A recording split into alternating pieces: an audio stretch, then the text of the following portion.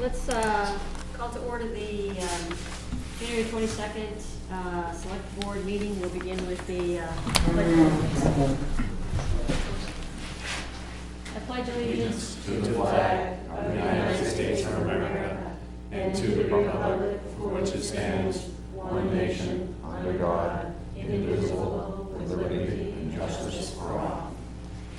Alrighty then. So, we will start. Yep. All right, we're going to adjust the schedule a little bit. We're going to start with Chief Vilchuk. Come on down.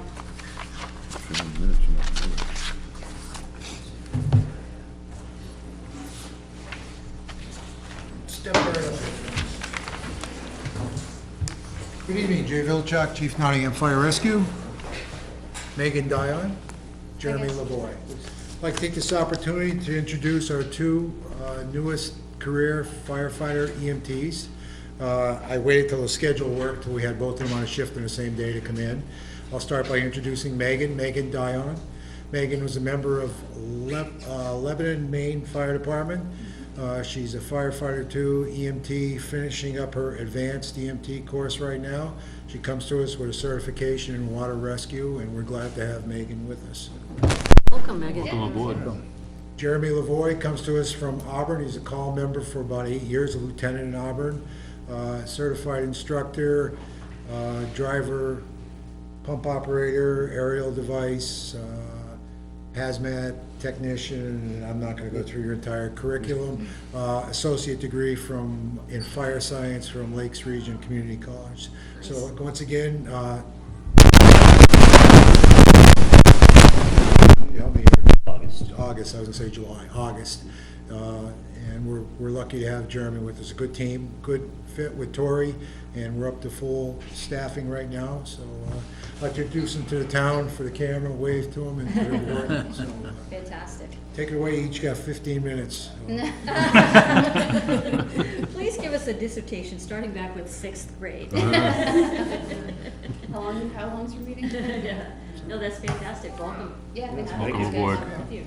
Yeah. Anybody have any questions or? No, I think it's great to have you both, and happy that you've got your water certification. Yeah. Especially where we've got quite a bit of water bodies in town, and it sounds like you've got some ability. Correct me if I'm wrong. To do some investigation into the fires. Is that correct with your degree or? Somewhat, yeah. Yeah. Well, it's great to have you on board. Where do you guys live? I live in East Rochester. Auburn. Excellent. Great. Good. Well, welcome. We're very, very happy to have you. Cool, thank you Thank for you. having us. Good. Thanks for Very coming. good. Thank you for your Yeah, time. thank you. Appreciate it. Appreciate it. Thank you. All right, let's go to the manifests. I'll make a motion to approve the accounts payable manifest of January 15th, 2018, and the payroll manifest of January 2nd and January 16th, 2018. Package. Do I have a second? Oh, and she did not print the minutes out. Okay. Do I have a second? Second. All in favor? Aye. Okay. Thank you, Tom. You got minutes on Friday. She didn't hear from anybody and said if you want to push that off, that's fine for her. It's fine for me if you. Did you guys have a chance to look at them? Pardon me. Did you look at the minutes that Dawn sent out on Friday? I did, and they looked okay to me. Yeah, they looked okay to me too. Okay, we can move forward with them, and then I'll take a motion. I'll make a motion, we approve the minutes from January 8th, 2018. Take a second. Second. All in favor? Aye.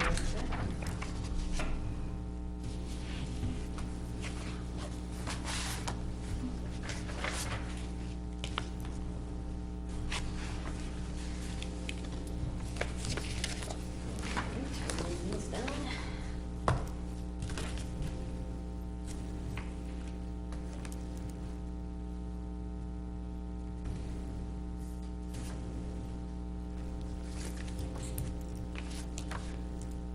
Just a question, Donna, for other business. I think, but actually maybe not, we need to redo the scheduling of the check signing. Oh, okay. I think it just went till January. Who's doing it doing, now. you're doing it now? Because you already, does anybody, you already did it. Does anybody have February? I honestly don't know. I just Signing wait checks? till- I wait till Yeah. Betsy I can do tells it, me. I don't have a problem with it. I'm just thinking we- I'm around every Why don't day. why don't you just keep the same cycle? So just February, March, and then. Who's ever next Yeah. in our lineup? Who You is wanna- next? I don't know. Oh, I'll find you wanna out. just have Yeah, her just sign? have her let us know Yeah. what the Yeah. next schedule would be. Yeah. I thought, I forgot about it the last meeting.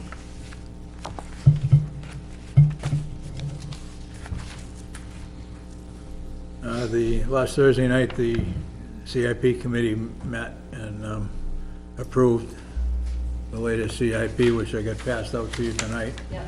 I was not there. I had no issues with what went on. I said, you do have that in front of you, so if you have any questions about it. Okay, thanks. You guys wanna spend any time talking about this tonight, or do you wanna defer to our next meeting? I think it might reflect down to the road project. Yep, that's one portion of it for sure. Yep. Pretty straightforward. It covers everything that we've discussed in the past at different meetings. Excuse me. Mm-hmm.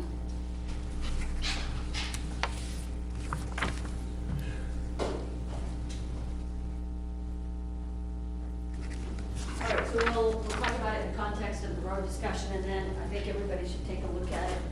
If there's any other questions, we can discuss it in the next meeting. Does the timeline allow us that, Chris? Yeah. I mean, it's just a planning Yes. tool, really, right? Yep. Okay. Anything, Charlie, that you think needs to be highlighted? I don't think so.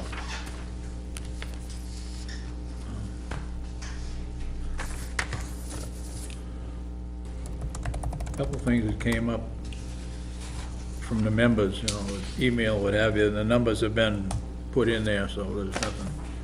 There were a couple of blanks that needed to get filled in, and they've been taken care of. Okay. And we have full input from the school on this? Pardon me? We have full input from the school? I believe so, yes. Okay. All right, any questions, you guys? All right, let's go into other boards and committees. How about budget committee, what's going on with the budget committee? We're meeting Thursday night. Our last meeting was just before our last meeting, so I've already covered that previously. We're meeting Thursday night, and I believe that's our first round with department heads. Yeah. Yep. And we're gonna have the fire chief and maybe the police chief, and who's the third one? Library? Library. Library. All right, so you're gonna be there? Yep. Okay. That's good.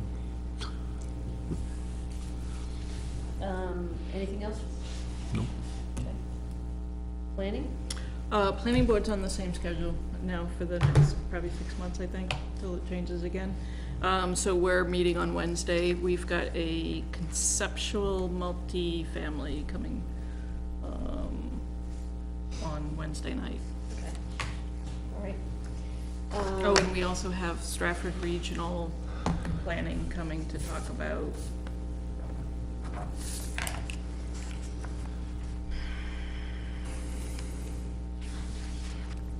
Route 152. Is it? 152 Oh. safety. Thank you. Yes, Joanna knows. Like, I knew it was something to do with the roads, but I couldn't remember exactly what. So what is it in relation to 152? The safety. Oh, trying- yes. Okay, looking at improvements, improving of 152. Okay. Was the impact fee discussion, is that all done? Oh, yeah, that's all done. Okay. It's all been Was there ever a approved. copy of his recommendations and everything? For the right to know request? No, for the final report that Bruce Mayberry was working on. Yeah, it was all done, everything. There was public hearings and, yeah. All right. All right, other boards, committees?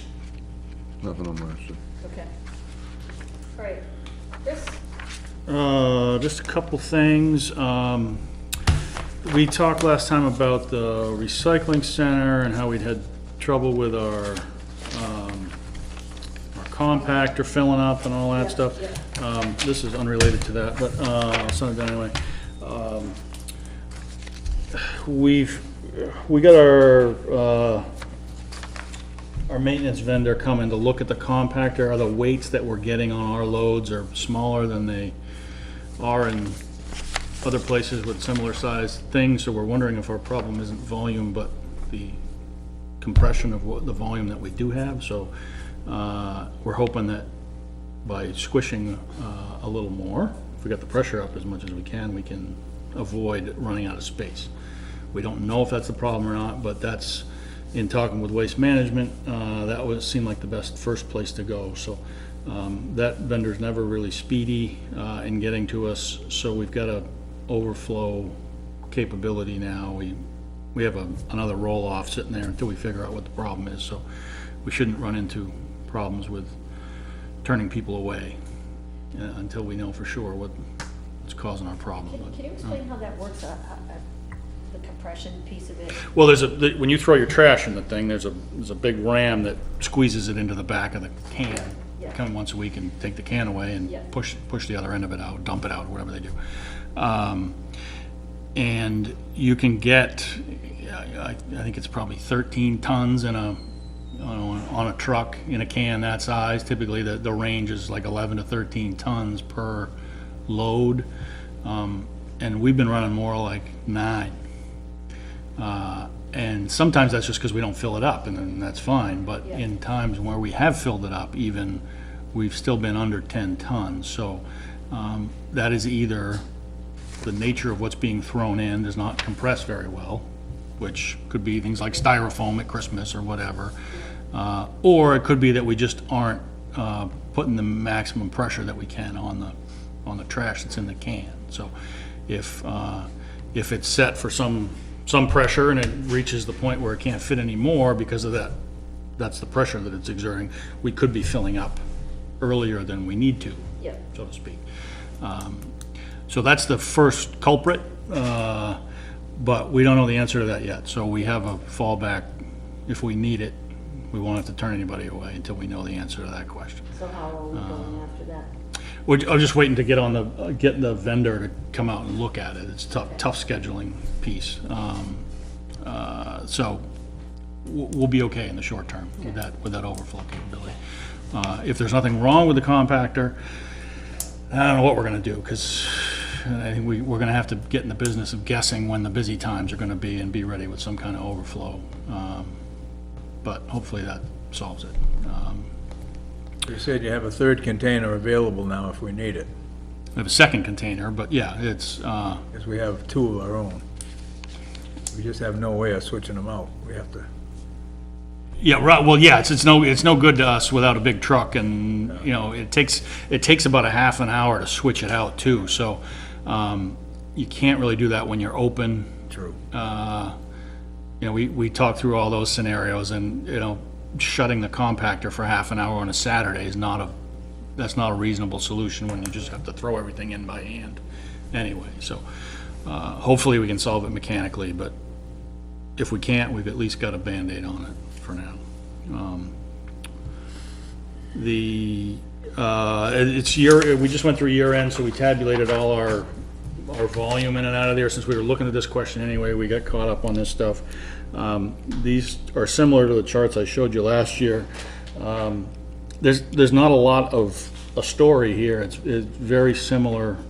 The trends are, you know, very stable. The volumes are relatively stable. Our solid waste creeps up a little bit every year.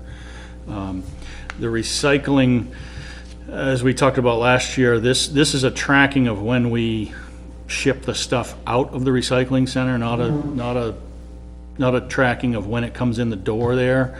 And now that we have those trailers out in the back, we fluctuate quite a bit in our shipping, where we stockpile a couple of months worth of plastic or cardboard at a time. So you can't learn too much on a short period of time about our recycling, but generally it's very stable. Anecdotally, we've seen more cardboard, but we haven't seen it in the numbers yet. It's just felt like a busy year for cardboard, but we haven't seen a huge change in that. the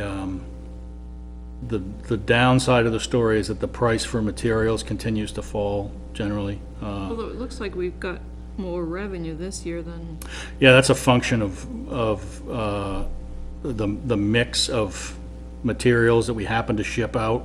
looks like we've got decent, is the price of metal went up for a Metal while, is- wasn't it? Metal is stronger, yeah, and, you know, if we get a couple more trailers of cans or, you know, whatever, the timing of all that will bounce these numbers quite a bit. Metal prices are strong, paper and plastic prices are ridiculous. There have been a lot of changes in the market. The Chinese have gotten out of the business of taking some of the recyclable materials. It's down to, I think we had $2,500 in revenue for selling all our plastic last year or something like that. It's, there's almost no money in some of these recycled materials. But you do not have to spend $75 a ton to throw it in the landfill. So there is still a great value in recycling it. It's just that more and more the value is in not having to pay to throw it away. It's And that's what you're showing in this graph right there. that, right, and that shows up in that dotted box there is what you would pay to throw it in the landfill if you didn't recycle it, and that is the true value of all this stuff. It doesn't, you know, when you're making so little on the materials, it does not open up any great incentive to go find new recyclable material. The act of recycling plastic costs us money, just the labor and the headache and all, you know, all the moving of material and everything that we have to do with it. But we don't have to pay $75 a ton to throw in the landfill, so it's not without value, it's just not, you know, financially it doesn't look great.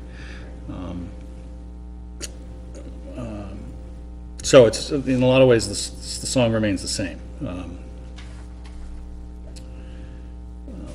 And these, okay, never mind, got my question answered.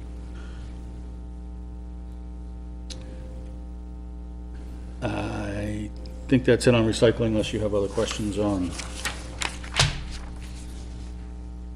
that, no. And the only other thing, You guys have any questions on this? You're all good on this? Yes. You're good? Yep. That's good, Chris, thank you for that. the only other non-budget item is House Bill 561, the New Hampshire retirement change bill. Has gotten a lot better in the last couple of weeks. It's still not great, but it's the version before Senate Finance right now. It appears that there is both a grandfathering for existing people and a way to hire similar people. I think that the number goes from 32 hours down to 30 hours a week, so not a huge change there. But with essentially a penalty, you can continue to hire new people like that under this new law. It's, I think, 8% of the payroll split between the employee and the employer, to be between 1,300 and 1,600 hours a year. So it's, there is a way to continue to hire people like that in the future beyond our current employee. In talking with the chief, I think realistically, it's gonna be hard to find that next person when that day comes. Those retirees are highly sought after, and it's, you know, most of them work where they can make more money, and, you know, so maybe we'll get lucky when the one we have, or if any other new ones came along, quite honestly, we would consider them, because they're highly skilled and, you know, relatively speaking, they're a bargain. There just aren't a lot of them to be had, so I think long-term, it's probably not so horrible for us. I think the employee we have right now is our sergeant, who does most of the investigative work, and he won't work forever. He's got some time left, but when he retires, I think it's pretty unlikely we're going to be able to replace him with a similar profile person. And so the chief is going to be looking to train somebody else up to take that role. It'll end up meaning, in all likelihood, when that employee retires, we'll probably have to replace it with a full-time employee. So it'll be a hiccup at that point, but not a, it'd be 8 hours and benefits and retirement cost difference. So that's down the road someday, but that's where that sits, and it's much better than it was a few weeks ago. Explain the 8% to me again. So right now, we pay 26% as an employer, 27% as an employer for every full-time police officer that pays for pension costs. Right. In the future, and we don't pay anything for part-time people. And for our retiree who's still working, we don't pay into the retirement system Yep. on that payroll. In the new law, there will be we'll have to pay for those people on that 8% basis. It's split kind of like a Social Security thing would be, is, there's an employer-employee split. So there'll be a cost to us, but it'll be a much smaller percentage on a much smaller payroll base, a 32-hour payroll base. So it's essentially, the 8% is split between the town and the employee. And the employee, yes. And the employee. And so for people who are already retirees, what's the impact of having to contribute that, additional 4%? You know what I don't know is if the grandfathering affects that portion of it or not. It would be a 3% pay cut, essentially. Yeah, That's the net effect of it, yeah. Okay. For if the grandfathering doesn't cover that piece as well, and I don't know that. Now, what that really is, for the real long time horizon, is a foot in the door for the legislature to go back and ratchet that up over time. They will in all likelihood, they took the 32 hours down to 30. The next legislative session, it'll come down to 28, and that percentage will creep up, and then it's gonna they'll over time, will squeeze that so that the incentive will be gone to hire those people. That's editorial comment, not Any questions law, on that, you but- guys? Everybody all set? Okay. okay. What else you got? Nothing for now. So we have ballot clerks here tonight. Did you have You have- in mind a specific time on the agenda for them? Nope. So why don't we do that now, and then they can all go home. Ready? You have supervisors of the checklist here. You don't have ballot Sorry. clerks here. We have a 7 o'clock appointment. I have not heard from your 7 o'clock, Mrs. Finnegan. Yeah, your 7 o'clock is here. Ah, okay. So there you go. I Are didn't see you come in. Are you alone, or are you alone, or are you expecting? I am alone. I was planning, my husband was planning on being here, and Friday night he Oh, no. Oh, Sure. Oh, no. was in West Roxbury, Mass. I left today. Oh, no. Well, if you guys are okay, let's do her first. Why don't you come on up first? They've been here before me. No. No. No, as long as you're all by yourself and you're not expecting anybody else, we'll No, I push you brought up. Wally in essence. I didn't bring a giant head of him here. That might have been even easier because you would have been able to look at him better. But that's Wally right there. And last year, he was honored for giving 1,000 hours of service to the veterans. So, in essence, what I am is I live at 14 Lamprey Drive, which is in map 70, it's house lot 17. And the way that the town takes care of plowing that road is that they come down, they plow the circle, and they leave. And right now, there is one other house right here, there's our house, there's a house on the point, and then there's a full-time resident over here. We've tried, we're working with a different plow guy this year to try and work things out, but it's tough. And with him being in a wheelchair, I'm not asking for, Lamprey Drive is an emergency lane. What I'm asking basically is to go not quite 200 feet, I think it's 199 feet over, so that will be plowed out at the time that the road is plowed out by the town, so that if we have to get out in an emergency situation, we can. rather than wait till the person that we have plowing comes later on in the day. Lamprey Drive splits off in two different directions. The town plows this way, the town plows this way. Last year, I had 2 instances where I couldn't cross over the amount of snow that they left going around the thing. I have a small Honda. My husband drives a minivan, which is also very low because it has the lift and all the stuff that comes out. So it's not like an all-terrain vehicle type of thing. The first time I went to the police station because I didn't know what else to do. There's no bed and breakfast here. So the police officer drove me home. And the next time I called my neighbor who lives there too, and they have an all-wheel drive, and they work in Bedford, so I said, I'll just park my car.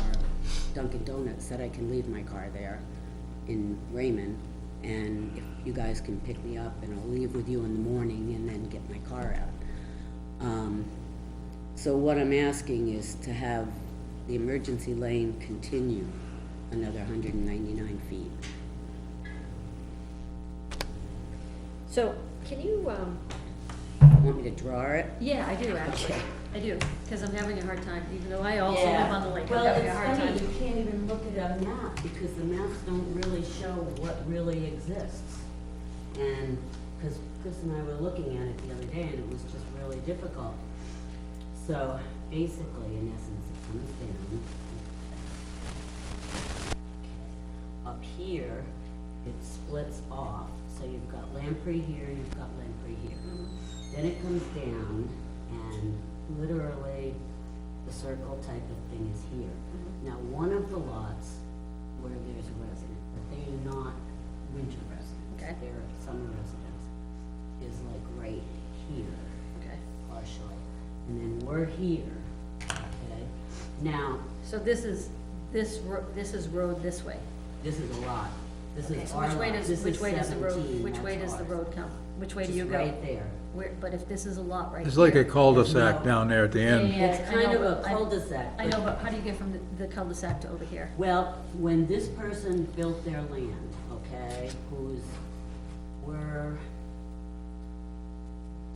he's 16, and he's probably 18 in terms of, or 19 or something, because your lot thing was different. He was told to widen the Lamprey Drive at that point, okay, so he did, but it hasn't made a difference in terms of. So you, when you go to your house off the circle, you come I come that way to right there? To right there. Okay, Which is virtually, if you went my entire lot, it's 199 for both lots here. okay.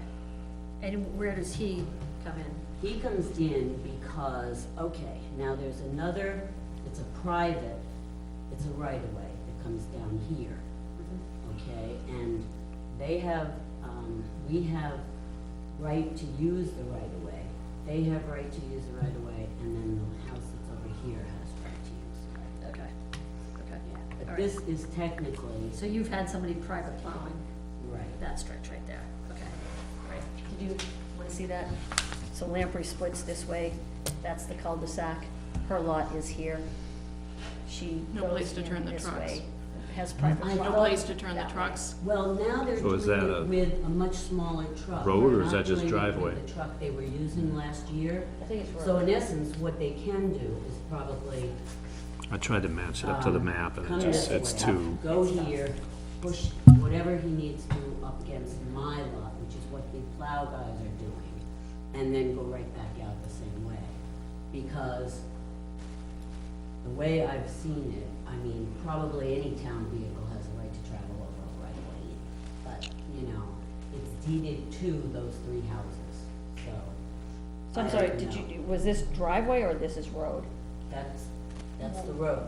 That's road. That's, yeah, because our house has to have a certain amount of square footage on it. And this bleeds into this, or this dead ends? No, it goes out to this house. It does, so this, Yeah. if he's coming in this way, then Right. this road goes here. and That's a goes that right of way. way. Okay, but all of this is plowed? Okay. Yes, well, Is it private Okay. plowed? No, there's two roads, okay? Your road here is Lamprey Drive, okay? This is Lamprey and this is Lamprey. Yeah. This is just the right of way. So this is plowed by the town all the way down to the houses that are all And that's how along he here. gets- No, he's only got the right of Summertime. way. Oh, so Yeah, he's in not the plowed out that way. summertime, he's Okay. not either. So the town plows out this way, and there's no Plows all connection of between those. here and there. No, because, Okay. the house that exists there now, there's one lot that hasn't been developed, and the town never brought the road over. It just, exists Yeah. basically on paper. Yeah. That one lot is a paper lot at this point. So it's not continuous. It's both Lamprey Drive, but it's just not a continuous, The lake roads are ugly. oh, I know, Yeah. I know. They're definitely. Trust me. Right? Okay, all right. It's really sketchy, but believe me, that's the best that there is to it. Questions, anyone? How long have you lived there? We have owned the property since 1988, and we have full-time lived there for the last 3 years. And it's just getting more and more difficult. I'm trying to be a cancer survivor. I'm not supposed to lift a lot, and I'm really not even supposed to shovel snow, but Yeah. at times you just have to do it, And like breaking down my tendons, because I've been a caregiver for 34 years, so my tendons and everything are gone in my arms. So breaking down like heavy crusted snow that's left by the snowplow just hasn't worked well for me. Questions? Okay, so I think in a case like this, we need to go back and talk to, the town crew. The emergency lanes, it's been a tough discussion for as long as I've lived here, which is almost 30 years. So, I suspect you were hoping for a response tonight, but we can't get back to you. I was just hoping to not be shut down tonight, to be honest with you. Yeah. I mean, I figure if I don't speak up for myself, nobody's going to, because obviously we're overlooked, and so I felt like, I've got to put a voice to Yeah. all of these places and houses. Yeah. There's a number of guidelines that we passed a few years ago, and in my experience with a lot of them, they're just, it's iffy. There's a lot of emergency ways that we have right now that really don't meet the guidelines, but they've been there for years, so Their grandfather. kind of left, and I personally, I don't think we need to add any more. When it comes to a plowing, 200 feet is actually quite a bit to add to a route.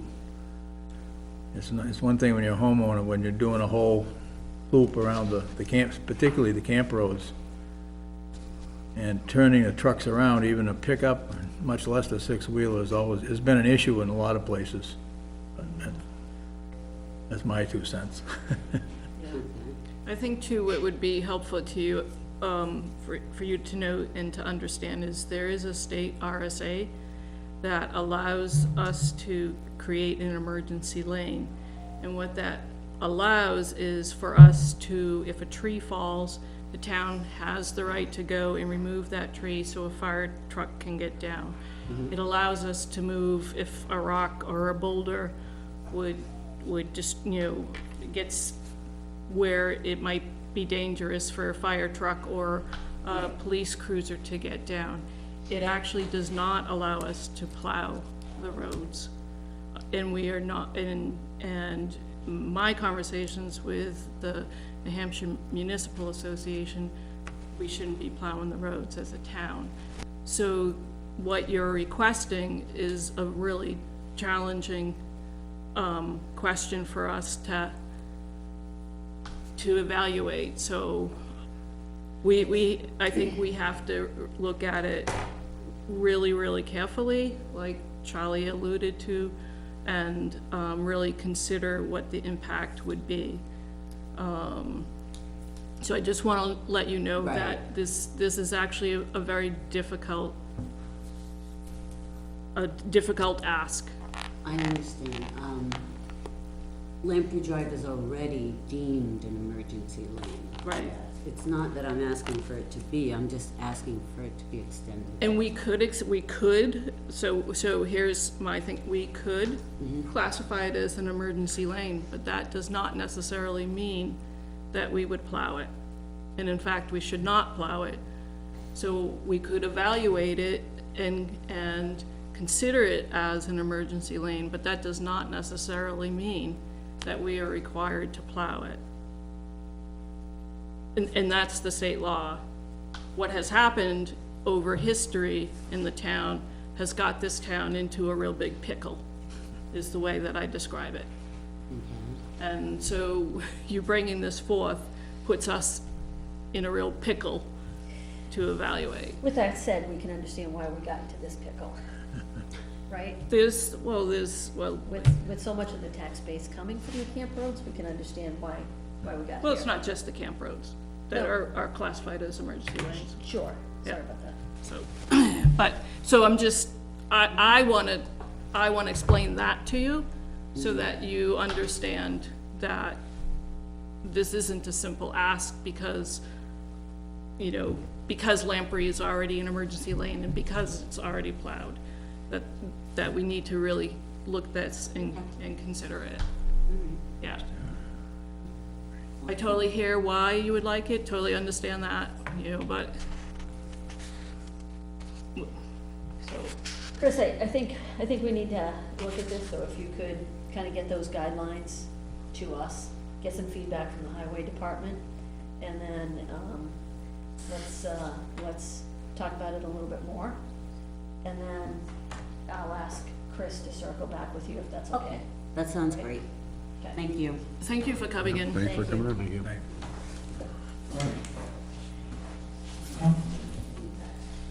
Drive safe. Okay. Come on down.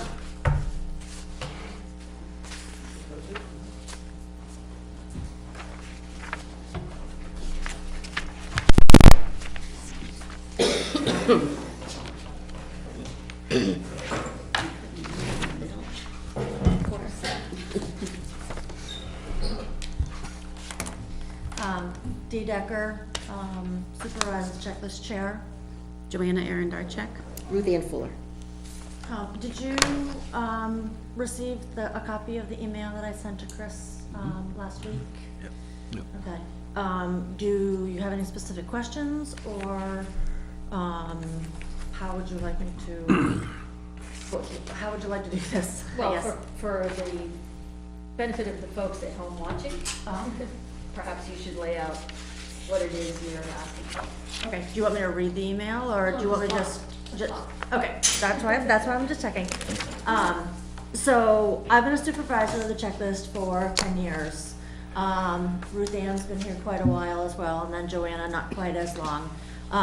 As the supervisors of the checklist, it's our responsibility to maintain the voter checklist and database for the town. In the time that I've been here, which is 2008 was my first election, the state legislature has increasingly added to our responsibilities in ways that aren't always the easiest to figure out. One of the main things that we do in conjunction with the moderator is work with the ballot clerks and the election workers. They're actually the responsibility of the moderator, but because the moderator is not aware of everything that the supervisors have to do after an election, we've taken on the role of updating and training the election workers before the elections and any time that there's a legislative change, which seems to be pretty frequently lately. Some of the increased responsibilities that we've had to take on since 2008, other than working with the ballot clerks or election workers, however you'd like to talk about them, refer to them as, is to track and report different things to the state, including challenge voter affidavits, out-of-state driver's license information, domicile affidavits. We also, last year, the legislator put in a new 30-day rule. We don't really know how that's gonna roll out, because what it says is we now have to use 2 different registration forms. One for most of the year, and one for within 30 days prior to an election that has additional data that's collected based on, to capture domicile information. And then it will be the supervisor's responsibility after an election to verify that any domicile information that's collected within that 30-day, including election day, period. May not. How do they expect you to verify it? So that's been a lengthy discussion with the Secretary of State's office. House door. Well, so before we get to knocking on doors, because frankly, we're not going to knocking on doors. We can do simple things like check with the town clerk and see if they have a vehicle registered. Check with the police department and see if they're aware of them or if they have any kind of a concealed carry permit. You know, there's a number of different places we can talk to. We can talk to the assessment clerk and with Joanna in the planning and zoning and see if they are aware of different things. So those are the easy things that we can do just right here within the building. If at that point we can't verify that they live in town, or lived in town within that 30-day period, then it becomes a bigger question. And it was said, you know, you can go knock on doors. But there's also a clause in the RSA that says we can send 2 municipal agents together to do it, to verify it. So we could, you know, ask Gunner to go and, you know, to check on it or whatever. Hopefully it's not gonna come to that. We're really hoping there's not gonna be very many of these. So if somebody comes in within 30 days and they want to register to vote, don't they have to show ID? They have to show ID. And doesn't the ID have to have a Nottingham address on it? It does not. It does not. It does not. So- Typically, what they would. So how do you validate that they would have a right to vote in Nottingham? So, I will tell you that this is going to be a discussion in the State House on Thursday morning, and I will be there to discuss this with them. Yeah. So typically what's happened in the past is they can bring a car registration, a cable bill, a tax bill, something that verifies, that shows their name and the address in town that verifies that they live here. If they have one of those documents, they'll fill out a registration form just like always. The town clerk or the supervisors will mark on this verification form that they've verified that they live in town. If they do not have that, they will not be able to register to vote until election day. And on election day, they'll have to sign this affidavit if they don't bring something with them. They'll have to sign this affidavit, and those are the ones that we're gonna have to follow up on So down the hopefully road. that's only a few. So hopefully it's only a few. It also is not gonna take effect immediately because right now it's being litigated. So it's kind of on hold. They're hoping to have it settled by the September, November cycle. So we'll see how many, if we get any at town meeting elections in March. That'll kind of give us a little bit of an idea of, you know, how that's gonna play out. But the whole thing with the extra, registration form, and we have to do all of these new things within the database, and you know, what form did we use, and did they fill this out, and all of these different things have required us to go to training. But it's also going to require us to have some conversations and work with the ballot clerks, not for town meeting, but for the September and November elections. And then some of the other things that we do that are year-round responsibilities are we keep up the road list, we work with the assessing clerk and with Joanna as, roads are added and, you know, with developments and stuff, and as addresses are added, we have to go in and add those to the database, so when somebody comes in to vote, we can put them in because their address is already, you know, is already in there. So we do that, we have to make any changes, as 911 makes changes, we have to make those. We clean up duplicate voter lists, we train, again, us with the new tasks, and then the ballot clerks. And then I typically try and attend as many of the House and Senate things. Of course, I don't put in for hours for that. Supervisors have a 6-year term. It's the longest of any other elected official in the state. The reason it's 6 years is because they want people to have multiple election cycles to keep the elections as clean and streamlined as possible. And the supervisors have not had an increase in our pay. We do get paid hourly because we are year-round in the last 5 years. So when I found out, What do the supervisors currently get?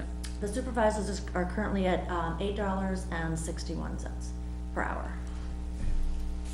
So when I found out that the ballot clerks, Can I ask you a question? of course. So, because of all the additional work that needs to be done, do you have an estimate of how many hours you used to spend versus how many hours you now spend doing your job?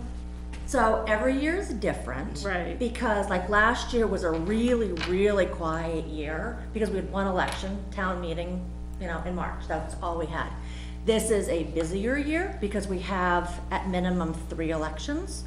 Next year will be kind of like another quiet year because we'll only have the one, and then in 2020, we have a minimum of 4. So it kind of fluctuates, so it's really hard to do that. We do track our hours, you know, from year to year so that we, you know, can estimate, okay, this is what we did in prior years, these are the things that we have to do now, these, you know, this is what we might need extra. But with this new law, it's really, really hard to predict what we're gonna need this year compared to this same cycle 4 years ago. Except that this year we did put in Saturdays, we're working 1 Saturday a month to keep up with any of the extra work, where we weren't Right. doing that before. Yeah, we did that last year for the first time, that we, Right, you know, last we're year. open the same weekend, the same Saturday as the town clerk, just to, you know, keep things, you know, moving along and, as regular as possible, so. So, okay, so in addition to the new verification, what else has changed in terms of responsibilities? This year, that's the big one. In the last, since 2008, the challenge voter affidavit and the, Photo ID. the photo ID and tracking, out-of-state driver's licenses. People who use out-of-state driver's license to vote. Duplicate voters. Oh, Yeah, that duplicate vote has been an ongoing. I mean, I think thing just that we like do. the supervisors of the checklist, the ballot clerks have also seen additional responsibilities. There's no question that they've seen additional responsibilities, and we fully, Across the board. So I'm Yeah. Election I'm officials. ignorant of that. How have their responsibilities changed? It used to be a lot simpler when I was a ballot clerk checking people How so? in. How so? It was pretty much you didn't even have to ask for ID. They tell your name, you just check it off. Now you have to use a ruler, like you have to do that. Like you have to use the ruler, you have to use certain color pens, you have to do check marks certain kind of ways. there's more information being There's captured. more information You than have what- to and check then off if at they that- use a certain ID, you have to write down what driver's license they use if it's out of state. There No, is, the ballot clerks don't do that. yes, Yes, they they do. do. Yeah. Oh, They have to yes. write down if it's an out-of-state license. Yep, it's marked on the checklist, and their job is critical to, that it's clean. Yeah. It's critical to our job, Yeah. because we then have to go in and take and capture all of that information to put it in the database. The verification of the ballots, and that's, I think that additional responsibility is and the difficulty in finding ballot clerks, which isn't an elected position, but yet it's just a volunteer position, is the reason why the moderator asked for, because people it's getting Right. more and more difficult to find volunteers. Paying ballot clerks better is going to maintain our ballot clerks so that we're not constantly having to train new ballot clerks. We found with the election last November, not last November, The primary. the general election, yeah, Oh. that was last November, Yeah. a year ago November. We had so many new ballot clerks, our checklists were a mess. It was so difficult for us, we put in so many more hours because we needed so many more ballot clerks. So having ballot clerks that continually come back and do it just helps us have a really clean checklist. So we fully support them having an increase in pay, no question about it. The issue is more that we feel that, because we requested an increase to $9. And when I found out that the ballot clerks would be making, if our request was approved, the same amount of money per hour that we have, even though we have a hugely amount more of responsibility, that's when I decided to request an additional increase. So what we're asking is to be increased to $12 an hour. It's a big jump, I understand that. I'm also not necessarily asking that it be done all in 1 year. That was my big thing. I have no doubt that you earn every dime you, and I've witnessed all the extra stuff that's gone on over the years. There's a lot more to it now than it was, see, for ballot clerks and specifically the supervisors. My thing is a 33% raise in 1 year. Right. You know, if it could be done over a couple of years, I'd be happy with it. And I don't recall exactly what, because what the moderator approached the board about an increase for herself and the ballot clerks, and Just the ballot clerks. just the ballot clerks? Oh, okay. Yep. And what will that go to? She asked for 10, and we budgeted for 9.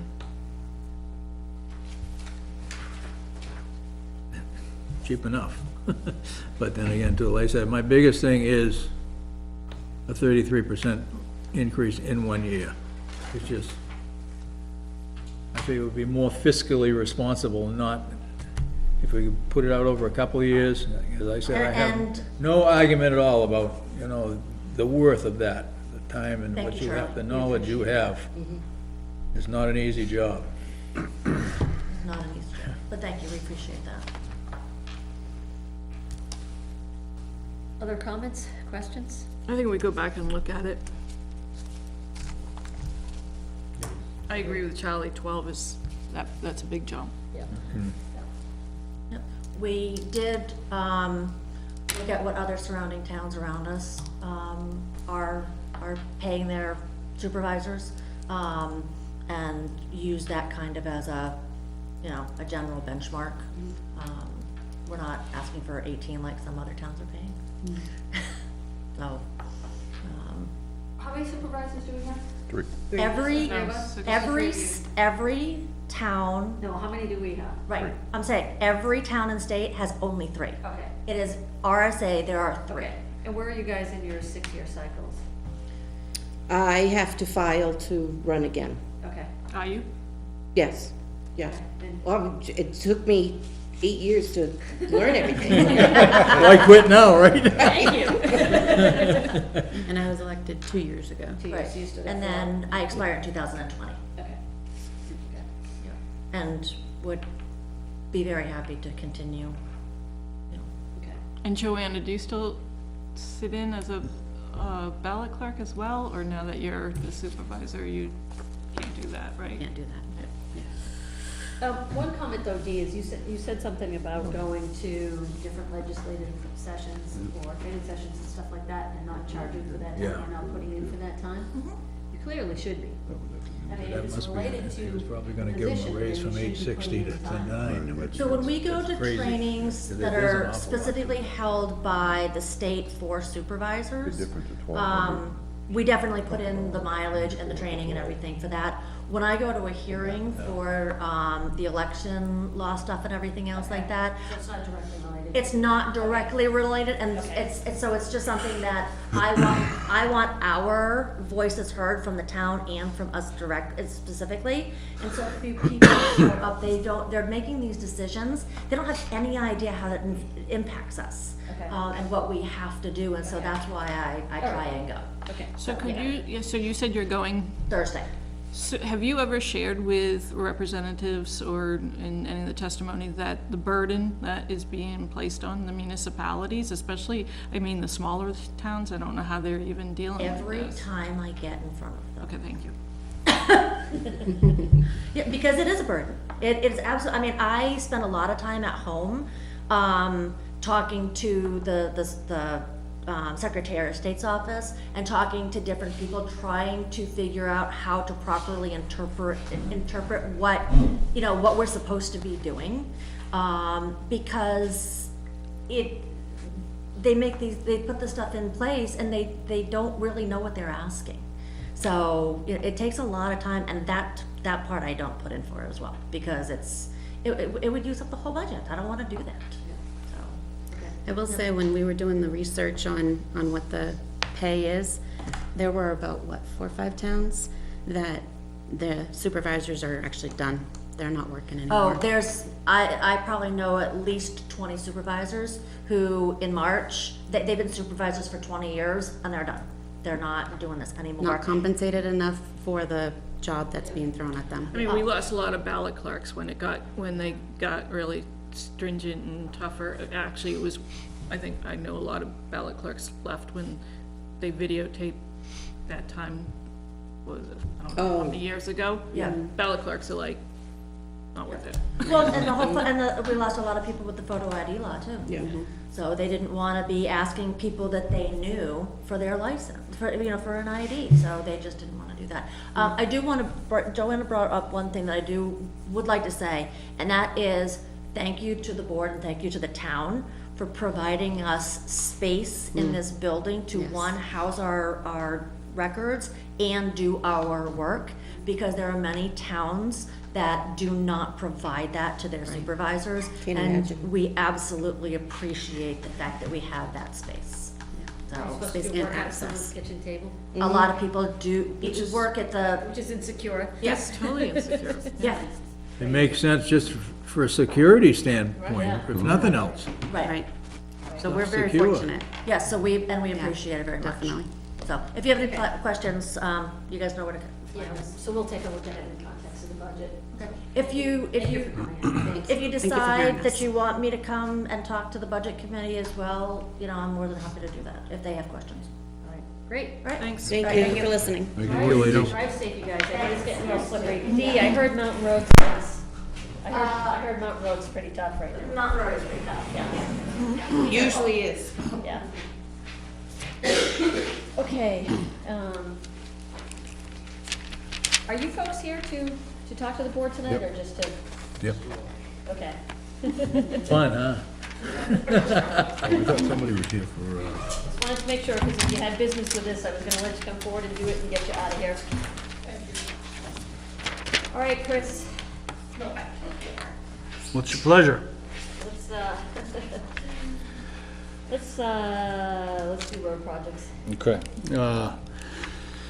So we left off 2 weeks ago, I think generally with a consensus, but you didn't pin anything down too hard. We have started looking at borrowing options. Yeah. We're not gonna have a whole lot of choices to work with in the end. I think that most of the banks aren't gonna touch us because we don't have relationships with them. We can always go to the bond bank. We have, our current kind of operating bank is happy to, offer some stuff to us, and then we've started to broaden that search a little bit, so we'll end up with at least a couple options on the private side. Interest rates are climbing. They're higher in the, for a bank loan than they are for a municipal bond. That's not a surprise, I don't think. That's, we won't have any trouble, you know, credit-wise, we're a perfectly good risk for anybody, so we're not worried about that, it's more about terms. On the financing side, you need to figure out how much you're gonna wanna borrow, and you're gonna need to figure out if you, how long you wanna take to pay it back, and what other terms that you wanna shop for. You don't have to decide those things now, but to the extent we can narrow it down, that'll make it easier. Obviously, the biggest question is, do you wanna do it, and if so, for how much? And then, do you wanna be able to pay it back early? If you want a prepay option that limits you end up paying a little bit more in interest and you have fewer choices in terms of lenders. But it adds a layer of flexibility that you wouldn't have otherwise. And how long you want to pay it back are the big questions. I sent you some revised numbers based on the bank loan interest rates that we got last week, which are higher than the cost that you saw last time, because I was using the bond bank last issue, so a couple points difference. It's pretty significant in interest cost. Not surprising, just the reality. In terms of what we do, we had I think had some consensus to put a bond to pave Ledge Farm before town meeting, but you didn't finalize anything there. We'd also talked about Mitchell, and do we want to try and do a little bit more this year?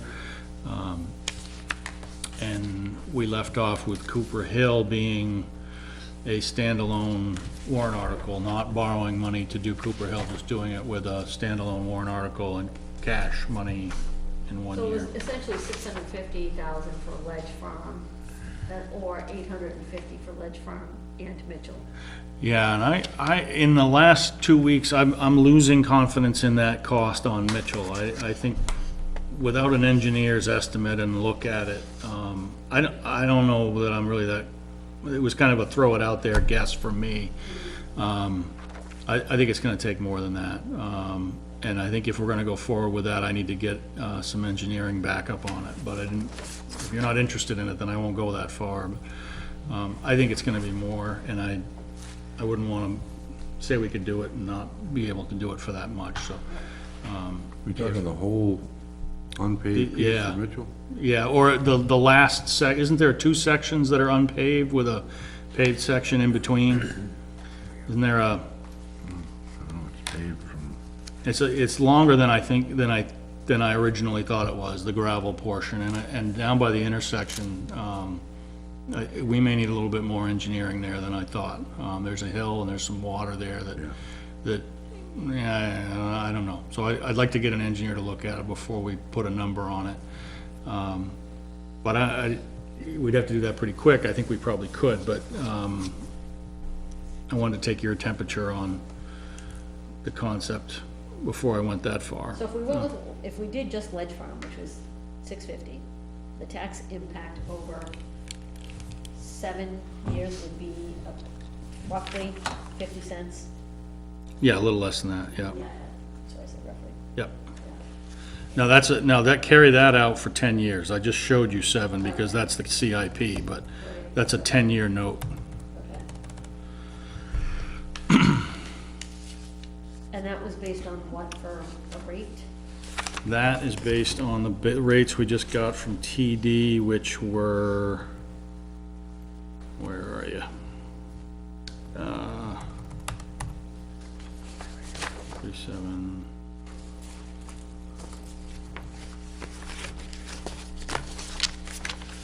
.9?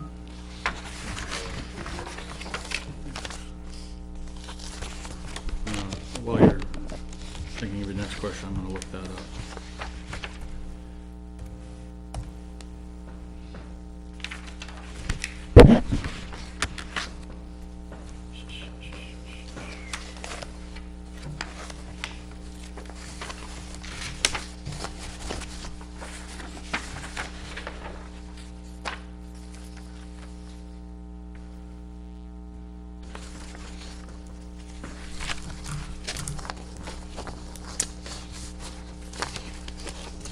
You'd also asked about a 15-year, which we didn't get quoted, but the way it's tracking, looks like about 0.3 of a point more in interest.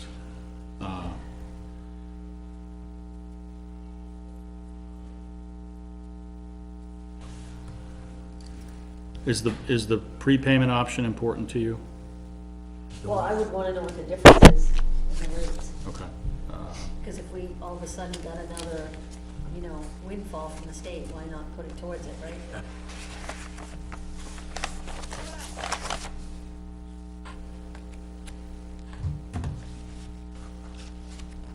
He had in his email, TD Bank, for example, 2.9 % with prepay option, 2.7 without.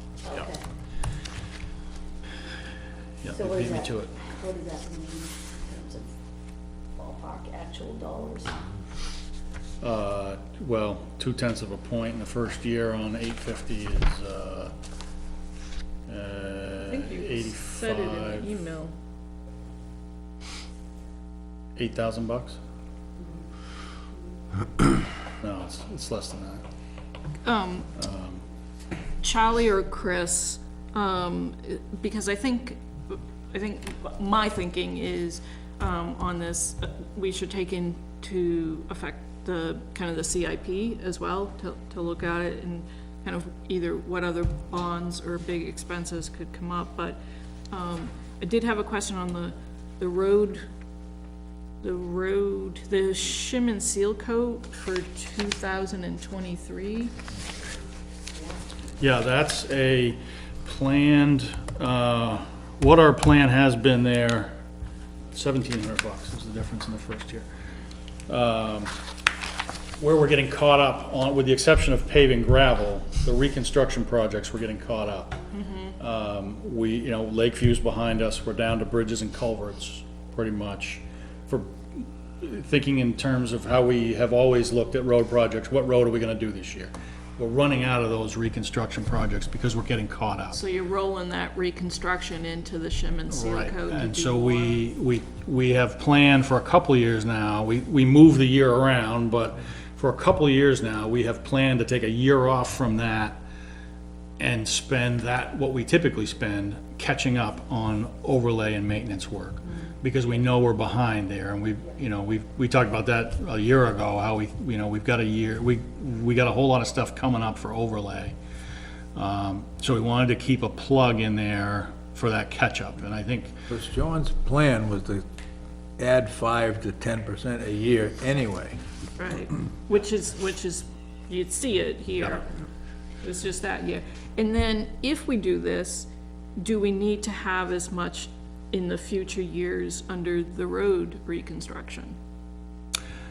That 225 number really should go.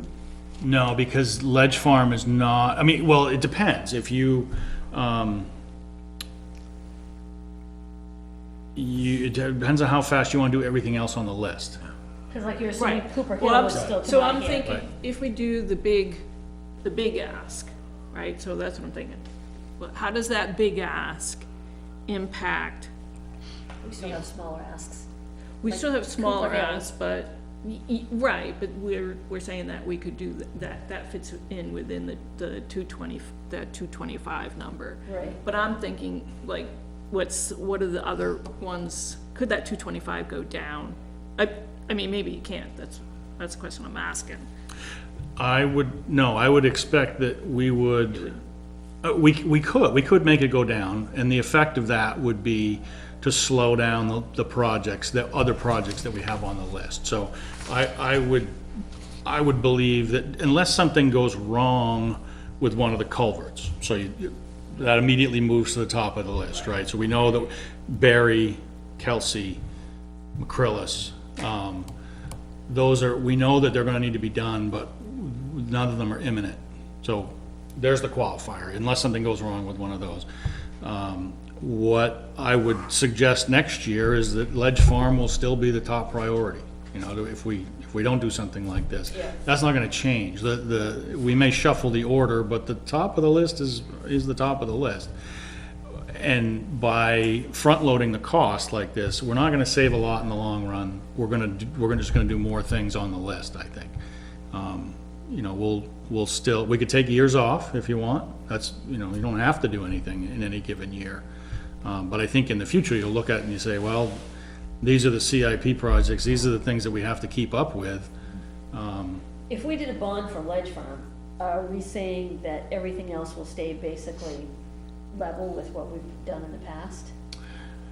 Well, we don't know what each of those other CIP projects are gonna cost. We can shoehorn them into our pattern. Yeah. Yeah.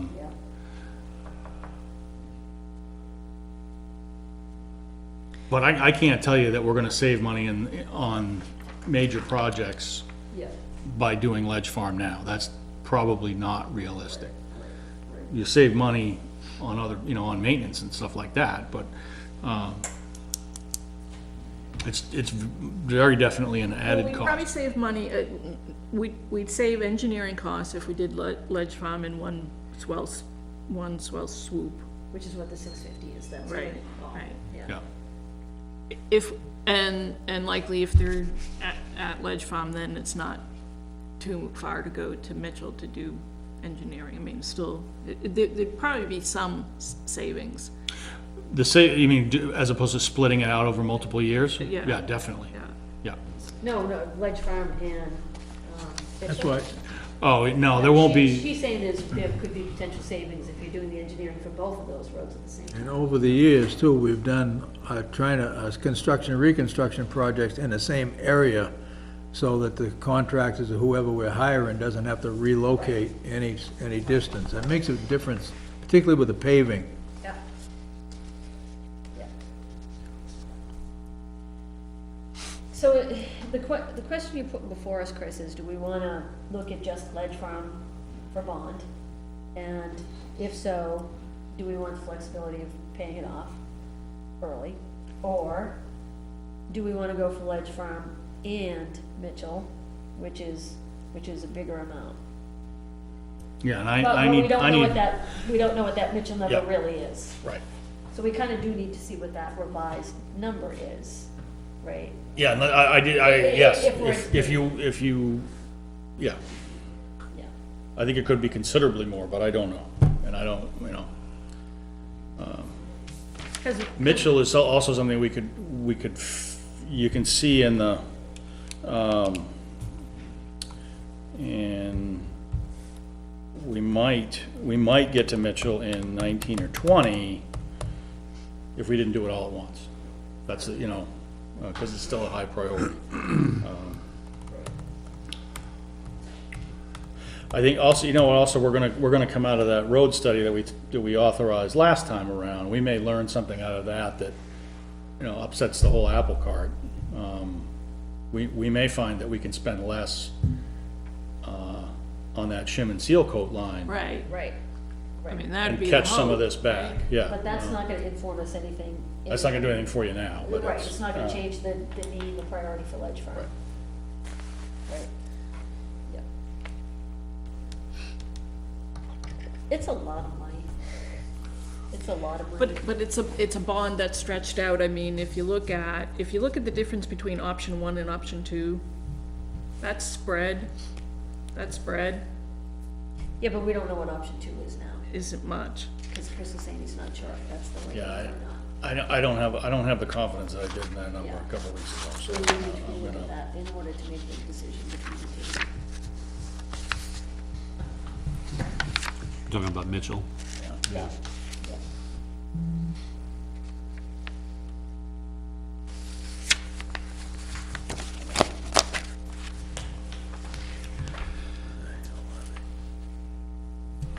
When do you think you can have that, Chris? Well, I gotta race to get a hold of our engineer and, you know, get him to at least drive over it and tell me if I'm on drugs or, you know. What do you think, Charlie? What do you think?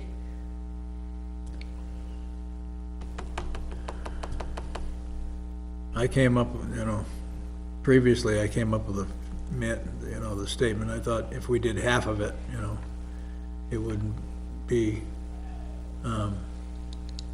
such an effect on the tax rate. But then again, too, I think bonding it and doing the whole thing, getting it done, Yeah. may be a better way of doing it. what do you think of trying to tackle Mitchell at the same time, under the same bond?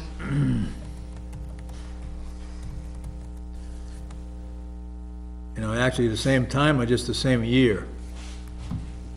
I'm thinking whether or not we have to hire, I think we could probably hire a company to do that. The same company could do them both in a season. Yeah, they're both quite manageable. Do it, yeah. That's not a concern. And if we're gonna do a bond, hey, what the hell? Only thing would change there is how many years we're gonna do it for. Right. Could we do it in 5, or should we do, if we do the 2 roads, we might wanna do it in 10? Well, that's what. 10 yeah. years, 10 years. He's got it laid out for 10. All right, Chris, can you get us, I mean, I really think we need to see that other number.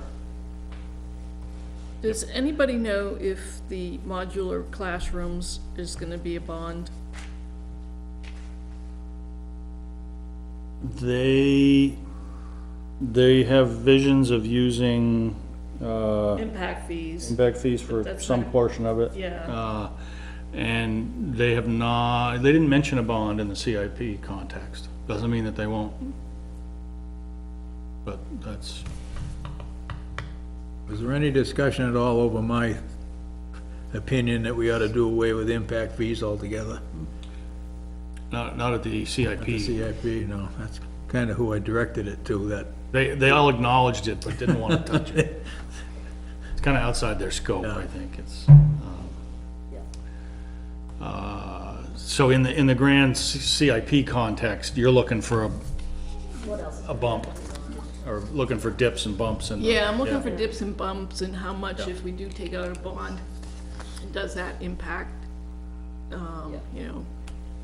you know, we've got in year, I mean, that the modular classrooms shows a bump in and then 2024, That's another fire truck. the fire truck. Yeah, another quint, no less. And, yeah, actually 2023, 23. 2024, which usually gets bumped out. And I guess my question too is, we've got the grader built in there in 2020, but could that get bumped out too if we're paving some of these roads? You know, is the wear and tear, is that gonna be a plus or minus? We just put a new engine in? Or are we hanging on by a shoestring with that and wiring it? Okay. Yeah. Yeah, I think you should probably not try too hard to guess what this stuff is gonna cost here 3 years out. I think it's, you know, we really are ballparking this stuff, and it's, the paving decision comes, that you're gonna, when do you wanna pay for it, if you wanna pay for it. How you wanna pay for it's really pretty trivial, you know, compared to do you wanna pay for it. Well, and the other thing Do we the need to townspeople consider, right, wanna do is, that? is interest rates are going up, right? Yes.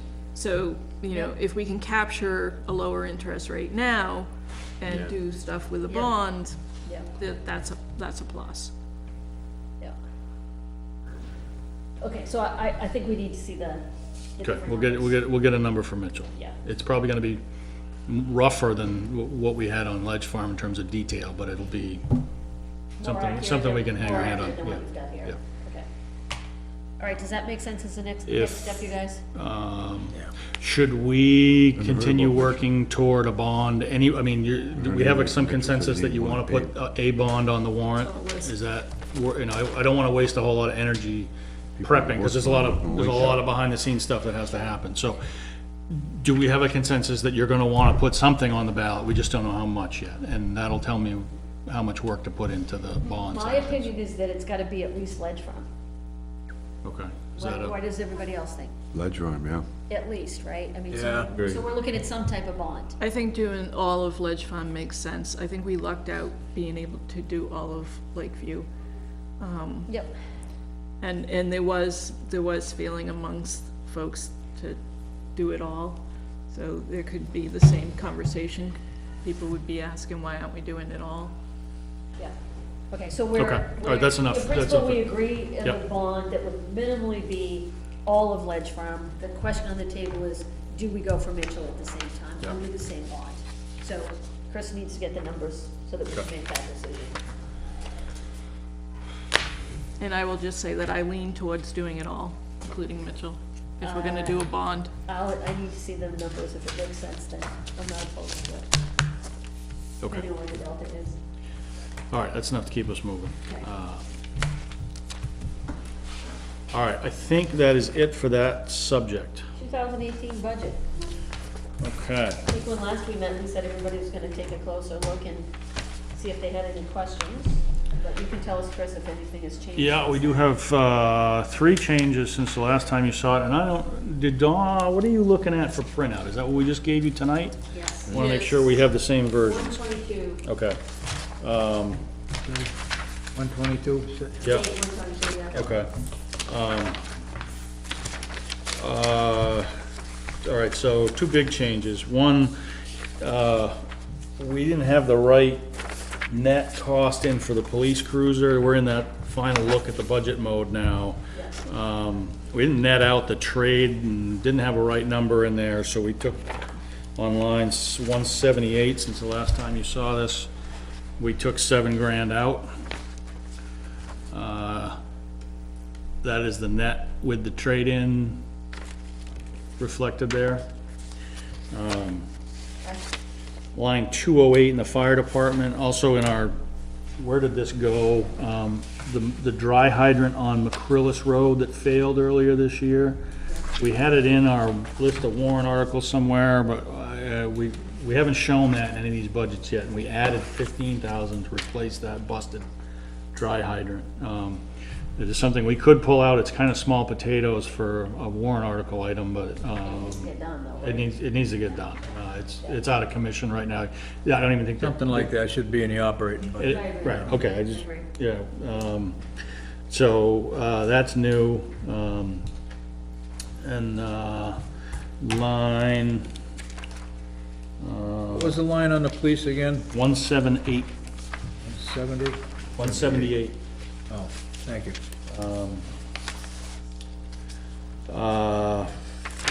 Line 152 is cemeteries. We have plugged in a number there of $8,000 of over and above what we typically do on mowing and basic maintenance stuff. That's line 152. Yep. We finally got a quote. The cemetery trustees have been trying to find some quotes on fence repair and replacement. We've kind of plugged in something there at 8,000. The only quote they've been able to find so far is for 34,000. And we haven't staggered those yet in terms of what we try and do this year and what we do in the future. So we're gonna, hopefully I can come back to you at your next meeting with a sharper number than that 8,000. So I'm missing something, Chris, because 152. 151. 151. 151. Let's say 17 or something like that? Okay, 16. 16, yeah, so we typically spend about 8 on mowing and basic stuff. okay. We wanted to go over and above to try and get caught up on these fences over the next few years. So you wouldn't think the roads would be more, need the attention more than the fence does? Well, that's a fair question. Some of the fences are completely wrecked. Yeah. The roads, we don't have a great consensus on what to do with a lot of the roads, and this one is, The biggest thing I found that you gotta take the hummocks out of some of them. I'm dragging with all my vehicles. yeah, My truck doesn't, but the car, I can't take the car up there. yeah, well, up I'm here. talking on the south side here, Yeah. yeah. That's all. Yeah, they have a desire to add road capability there. We don't have the equipment to do it ourselves. Right, you we know. started that Yeah, quite a few years ago. And it just never panned out, never got followed up on. They started the road to get down, so to get to the lower side, it's down steep of the hill there. Yeah, that'll require a lot of fill, probably just to put the road in. yeah, But the other roads up there are getting pretty tough shape. yeah. Well, we can, before we pull the trigger on anything, we can come back around and talk about it again in terms of what order we want to do stuff. So I've left that 8 in there. We may tweak that a little bit for this year. Get We're not the gonna try money and in do it all there, in one yeah. year, but, Get the money in those lines anyway, we could do one thing or the other, wouldn't really matter. right, Whatever was the most important. yeah. There should be some money there. Yeah, so that still sits there, but, haven't changed it. And, I think that's, the only other thing is line 11, that is essentially software. I'd like to, What number? 11,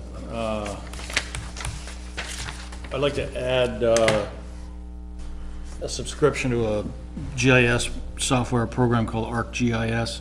ArcGIS is kind of the Microsoft Office of the mapping world. I don't know if any of you have any experience with it, but with the new road data we're gonna have, and I've been on the side trying to teach myself how to use it. It's to the point now where I think I can get some value out of it in terms of taking the data we have and the mapping information that we have.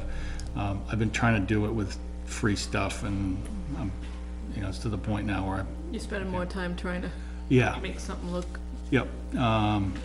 And I think the future for us is probably doing things like our tax maps in-house. I think, we farm that stuff out, but the software is there. We could do it ourselves if we had the know-how. Between roads and someday the tax thing, I'm not ready for that yet, but we need to develop some in-house expertise in that software platform. And we'll spread it to other people as we can. But I think it's time for us to just make the leap and pick that up. It gets really expensive when you add lots of users, but anyway, so that's new, and if you don't want to pay for it, that's fine. I'll keep limping along, and I'll probably try and wow you at some point with some new. Graphs and charts. Yeah, but to be able to take take the road data that we have and really do something with it, without paying somebody to do it for us, would be nice. So anyway, those are yep, go ahead. on line 204, did you ask the chief yet? If anything, that was the one I sent you, question, just that line, if there's. Oh, no, I didn't, and I told you I would do that. Yeah. 204, you wanted to pull that back to 7, didn't you? 7, yeah, if Yep. unless there's something in the. No, we were screwing around with the forestry line, and we pulled some stuff out of another line at year end, because we bought some stuff ahead of time, and 204. Sorry. Yeah. No, I do owe you an answer on that one. She wants to make it 7.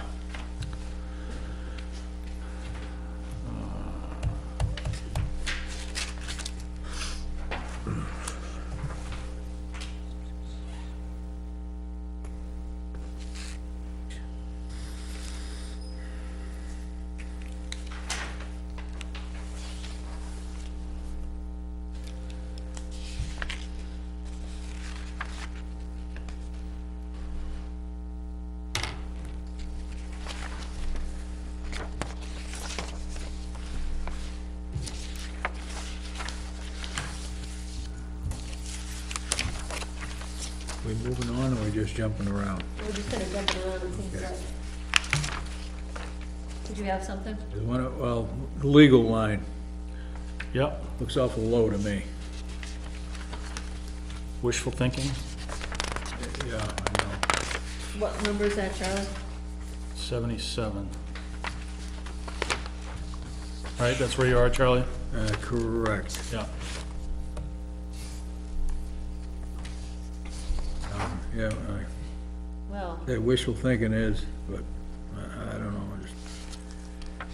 well. I don't know if we're gonna have any more from the Route 4 property this coming year, or this year, We spent a lot in the past year. We spent a lot of time with the Yeah. attorney. so. Yeah, how do you feel about that number? Well, this is always a guess. Well, 2 years ago, we were in bankruptcy proceedings. We spent 17.5. Bless you. I don't, what else did we do that year? We had what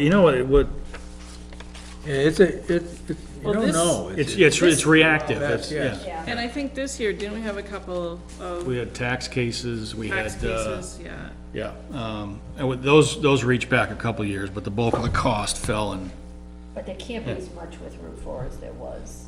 no. And some of No. this year could You- be work that was being done towards the end, but wasn't billed to us yet until, right, 17, might have been 16. No, so work. the late 17 was quiet. The bulk of that legal spending in 17 was leading up to the tax deeding and in the couple months right after it, so, we slowed right down come July or so. Another year and a half before that 3-year repurchase period ends. Yeah.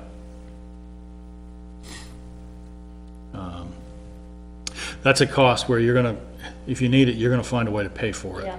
So, Okay, I just you know, thought I'd bring it up. yeah, it's fair. Never thought I'd heard you say put more money aside for lawyers, Charlie.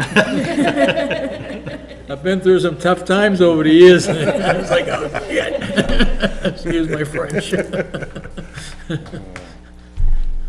So the tax collector is asking for a $1,000 salary increase. Yes. Did he provide some kind of a justification or rationale for that? There's a note in his, no, nothing beyond a note in his, comment field that he submitted. Just stating that the request is there. I'm kind of surprised given that he's been on the job for less than a year. Again, that's a 10% increase, isn't it? Yeah. Which I have a problem with. Yeah. I'm not sure I'm on board with that one either. What line is that? Tax Line, collector. Line 46.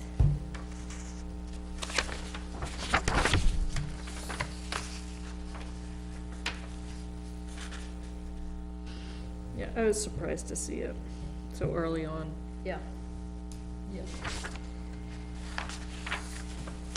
Especially since it's an elected position, you pretty much know what you're getting into for an elected position.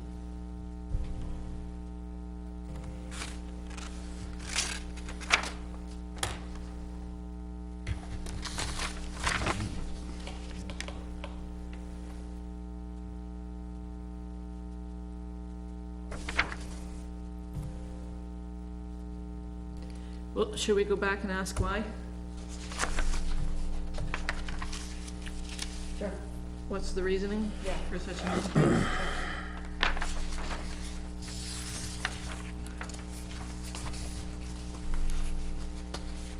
Anything else, guys?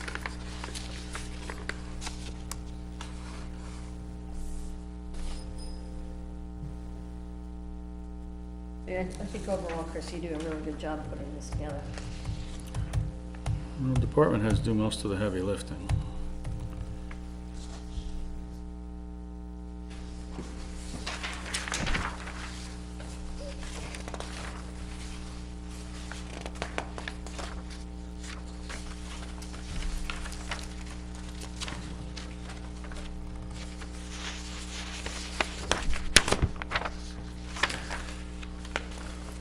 All right, so you have, the public hearing on the budget is really kind of the drop dead date for any of this stuff. That is the 8th of February. Your meeting schedule with the Monday holidays in January got whacked. You know, we're a week later than we typically would be. We have, however many weeks we have between now and the 8th. There's 2 weeks and a half, right, between now and the 8th. You would typically be meeting the 29th, which is a week from tonight. we're going to meet the 12th to get back on our regular schedule. So the question that drives these budget things, I guess, is do you want to meet a week from tonight, or do you want to meet 2 weeks from tonight? Either one gets us before the public hearing and gets you one more crack at this. I'm gonna be out of town next week. And I'd rather have another week and meet the 5th and the 12th, Yeah. but we never solved that with these holidays, so, if we put the budget to bed 2 weeks from tonight, that gives us 2 weeks to finalize this little list of things we have, gets you here, still finishes before the public hearing, and we all, That's fine. is that all right with everybody to? Yeah, So you'll be meeting back-to-back 5th and 12th. 12th, we have a public hearing and, probably short business, but manageable night on the 12th. and then if we do a bond, we'll have a public hearing for the bond. That is, the other thing that this 5 and 12 thing does is gets us queued up for a public hearing on the bond on the 26th. Okay. So the 26th would be the road bond public hearing, falls, That's 26. yeah, that falls in the legal window. So we'll meet 3 And- times in February. Correct. And then once more before town meeting, so that meeting, March 12th, would be your town meeting prep, Monday night meeting. It's the Monday before town meeting. I mentioned to you. Oh, no, no way. No Florida trips or wherever tropical islands. Hey, Perhaps the final meeting for some of you, I don't know, would be the 12th. That window is fast approaching. looking at you two. That window is fast approaching. Looking at you two. For the bond, does that have to go through anything special with the budget committee? It needs a vote.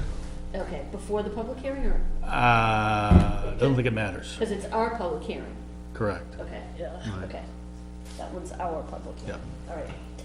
I want to say too that line 34, what they came in tonight for, again, I know the number's $12, I mean, just figuring out what Chris had here would be a total of $4,464, with a $1,269 difference than what you have here now.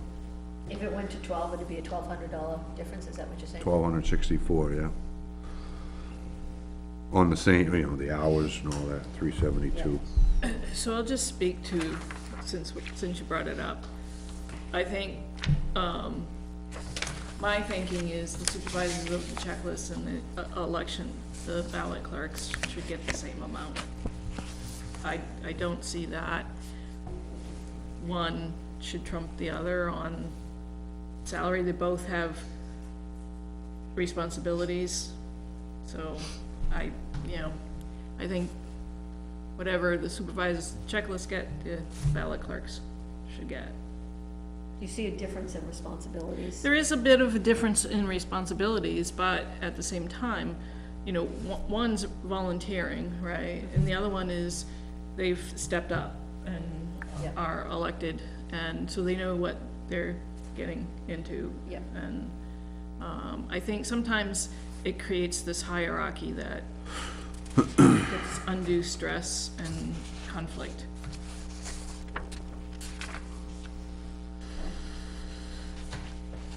I don't, well. I'm for an increase. Yeah. But if we said we're gonna give ballot clerks an increase to 9, from 8 to 9, and we equalize the supervisors with that, then that's essentially a 39-cent increase that they'd be getting. I think there's a big difference between the ballot clerks and the supervisors, just in the responsibility. I mean, both groups are important, but the supervisors do have the brunt of the responsibility year-round, let's say. They do work a lot during the year. Other ballot clerks are just, election day.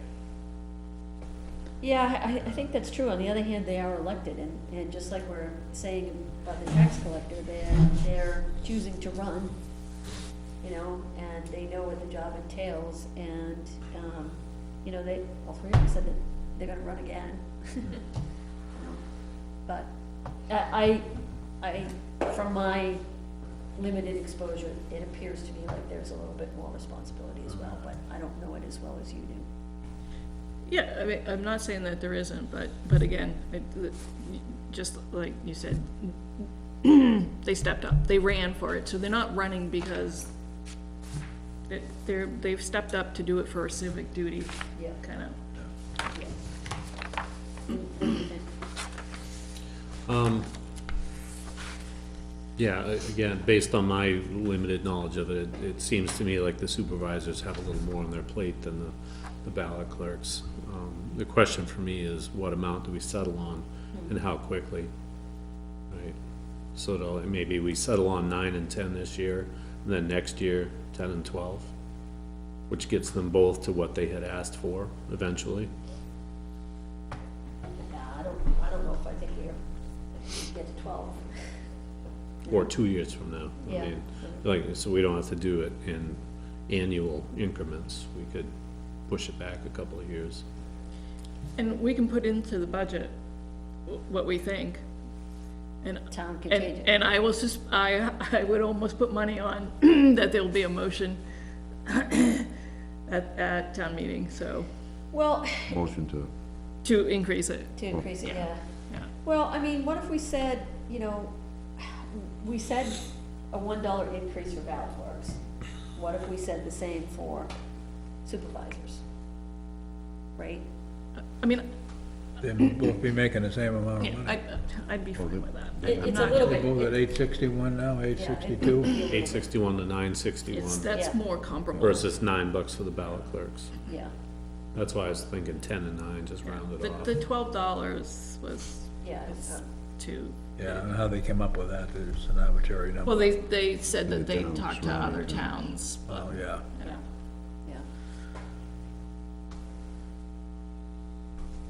I mean, it's not what either of them wants, but if we gave $1 an hour to each position, then that's. And if we look at it again next year, and, you know, Yeah, yeah. So is that what we want Chris to do?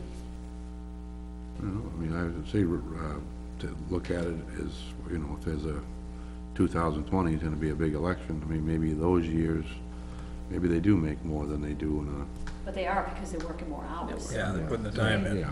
Right? They're still getting paid for their So time. one's an elected position, the other one's volunteer, so. Yeah. So do we agree with $1 each for each position, or do you guys need to think about it more? I don't like it. You don't like it? What would I you mean, but when we propose? we did the dollar already for the, So it's already in there for regular them. workers. Yeah. Right? The regular. What would you prefer, Ballot clerks, you Charlie? mean? Yeah, Ballot, yeah. All I said, my opinion is that the supervisors should be at a higher level than the ballot clerks. well, that's what she's proposing, 961 instead of 861 for the supervisors. Because we said last week we were gonna put the ballot clerks at 9. So it would be. And they're coming it from would be 8 to more. 9, right? Oh, okay. Eight. That, I all right. thought $8 to $9. Yes. Yeah. Yeah. The ballot clerks are at 9 and the supervisors will be at 960 something or Yeah, I whatever. mean, we can, yeah, I don't have a problem with that. okay. So a $1 increase for both.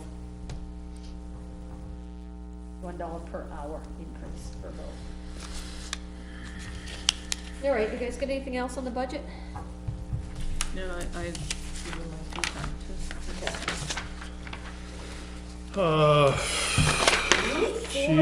Do you have this? This is kind of like a budget. I want to whiz through this if you don't mind. Yeah, sorry. This is what the warrant is looking like.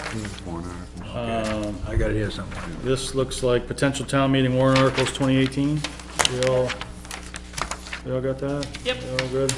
Are you gonna review this Thursday, or is this still in draft state? No, this is, it's early for that yet. Early, okay. I may drop it on, just Just as a heads up? Yeah, but, no, nothing solid yet, but, and there aren't a lot of surprises here, but, Nothing is a surprise.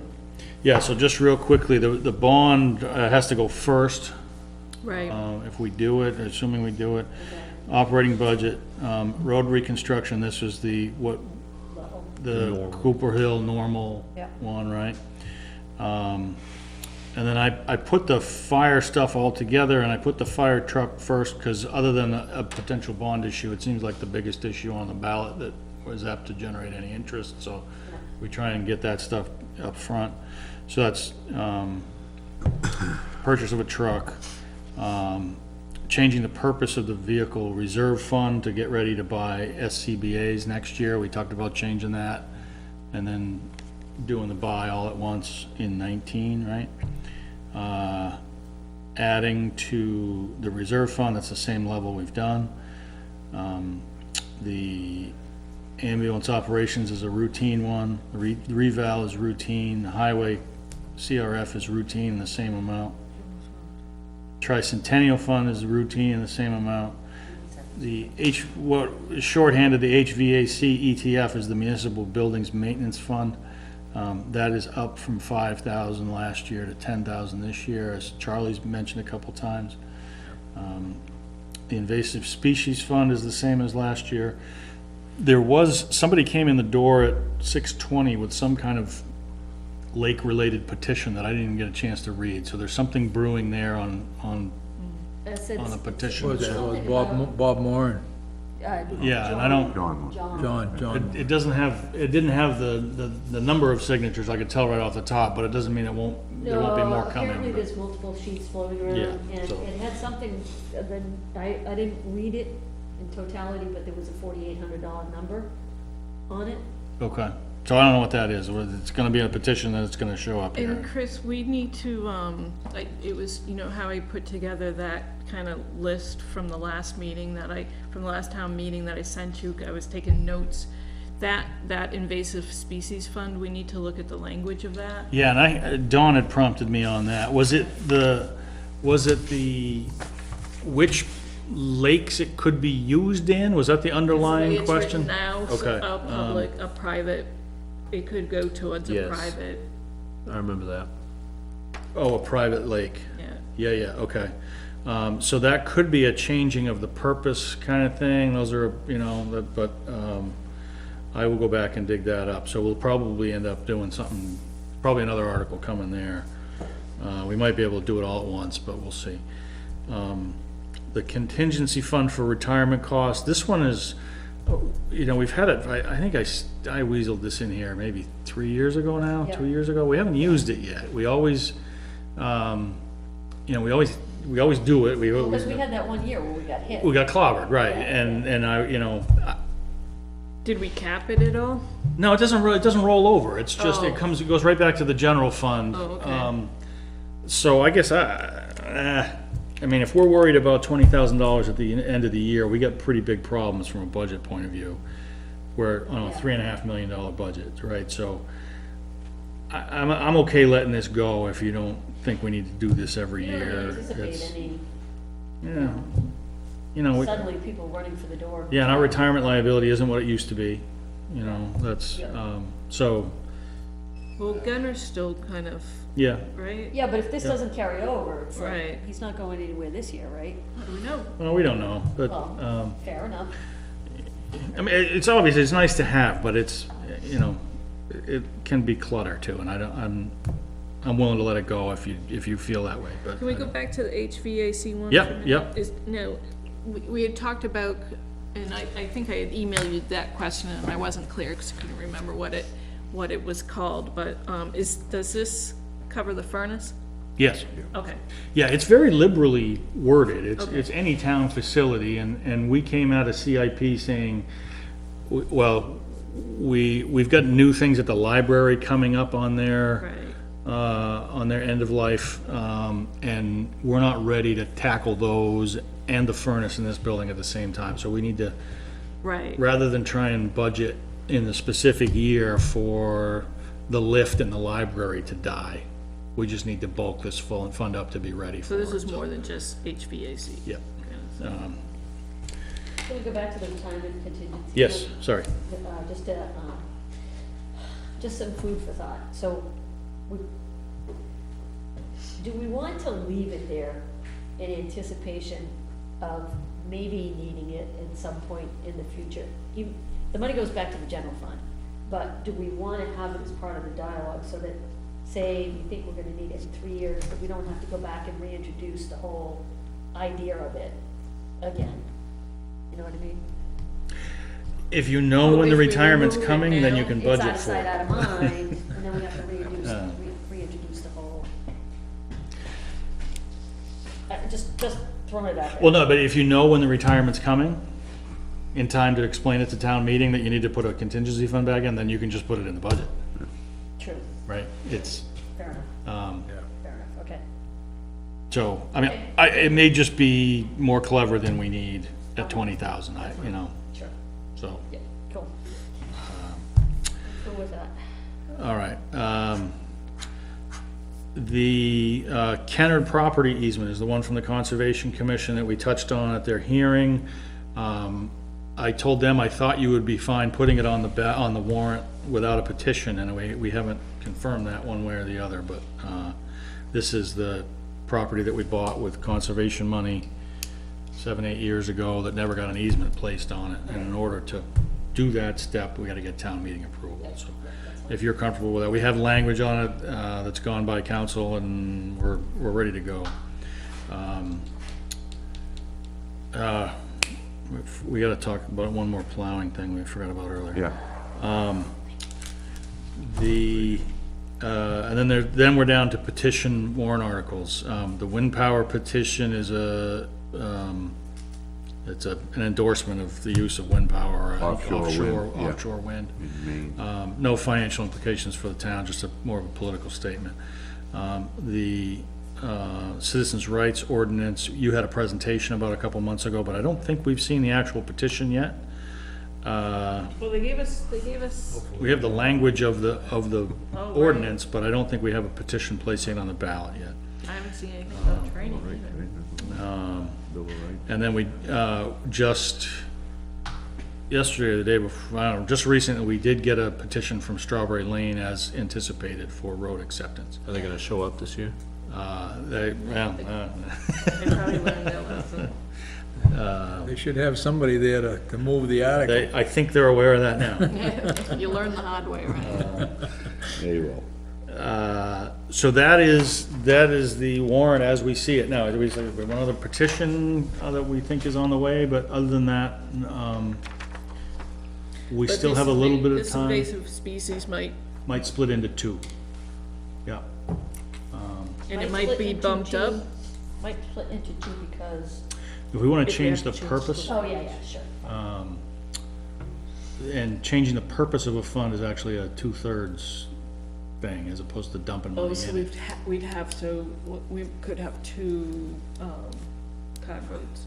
Yeah, It's gonna be a long meeting. could be. It's gonna be a very long meeting. Yeah. Town meeting? Town meeting's gonna be very long just because of the bond's gonna take time, Yep. because that gets card vote. Then it's gonna. You get can counted. move on to other business Right. during But counting, but Just the getting mechanics of it people alone, yeah. and, Let's try to do as much education as we can Yeah. prior to the meeting, Lynn. Anything else that you have been carrying around that you wanted to sneak into town meeting? We're running out of time to do so, so. All right, that's all I have related to that. All right, Route 4 billboard. Save the best for last. Oh, what about the other, Oh, the plowing of the Yes. mulligan and Mulligan. across the. Yes, right, thank you. So we got a request from the Conservation Commission about those two, and plowing being what it is, I wanted you to make a decision on that, rather than just taking it upon myself. I would ask Jack, how much of a big hassle is it to just swoop in and do mulligan? Mulligan, the easiest thing to do is do a couple pushes in to make room for a couple cars. We actually have a round pond up that way, which is a similar truck thing, so that's easy. And I think she was okay if we just pass on this one. This one, we have a plowed parking lot right across the street, so. Right, and I think she had indicated that, if that one, Yeah. so That's kind of what I was thinking. Me too. Yep. Any objection to that? Nope. No, okay. Good, thank you. So Route 4, how much of a litany do you want on this beyond what I wrote to you? We own a piece of property on Route 4 now that we didn't a year ago. There's a billboard on it. There's a lease for the billboard. The lease is about 19 years and 10 months old, or maybe even older than that, but That's interesting. it's been there a very long time, apparently. It has an ad for urgent care on it right now, I think. Where we own the land now, we become the landlord on that lease. And if you want to get out of that lease, we are coming up on the time to do so. It produced, up until this past year, produced $500 a year in rent. I went back and forth with the vendor a little bit in figuring out, well, what do we just buy in this billboard? You can't release it for more than a year. You don't have that authority. We could go to town meeting and say, do you want to lease land for a billboard on, we could do all that, which doesn't seem to be worth it. You can enter a 1-year extension of that lease, a continuation. It's not really a lease anymore over multiple years. That you have the authority to do. And they offered $750 for the next year for the privilege of having that billboard. So if you want to do that, it will just kind of sit there without a lease and will probably get paid if you don't do anything. But I'd rather, if we want it to go away, now is the time to tell them to make it go away, because we're coming up on the deadline for us to do so as the lessor. If we enter into a new lease agreement for that, does that impact our position of being an owner that doesn't No, increase the value of the property of any no, way? no, it doesn't, it's not a material change in the property one way or the other. I ran that by Jim just to make sure it's, you can do it for a year and push it down the road, or if you know that you're eventually gonna want it to go away, we could just do that now. Those are, no big impact one way or the other, But but, we can do it for 1 year, thereby delaying the decision for 1 year. correct. But anybody who's gonna want the property isn't gonna want a billboard on it. I don't know, I would think not, but I don't know. The last people that owned it did. Yeah. So, Does anybody have any burning thoughts one way or the other on this? I'm okay doing another lease. I would just double check on the liability of the, access to it. And then, I think I would, request that the language say that it be, non-illuminated. it isn't illuminated now, is it? And that's what I would like it Yeah, to remain. yeah, everything would remain, as. It's not clear. Yeah, They could put anything in Yeah. there right now, if they wanted to. I'd be okay with doing a 1 year, do the 1 year for 750 as is. Yeah. What I do you just guys- don't see it go away. You wanna go away? Yeah, it could go away, but it's $750 we get for a year.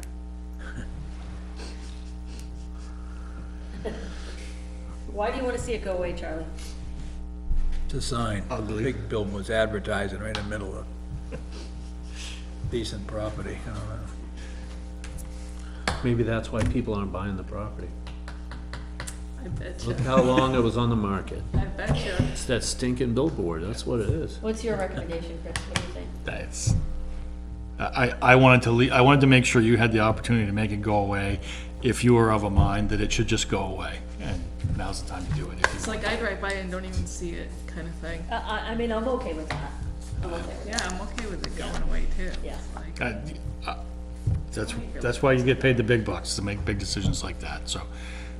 Would you like us to have a motion?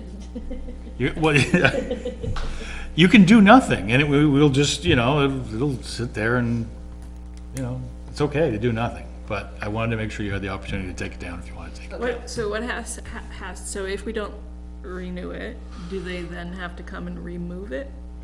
The lease is visibly silent on removal. So I suspect that burden will fall on us if we tell them to get lost. So that is a headache we could pass along to a future owner I as mean, it well. did take you a long, long time to find them, right?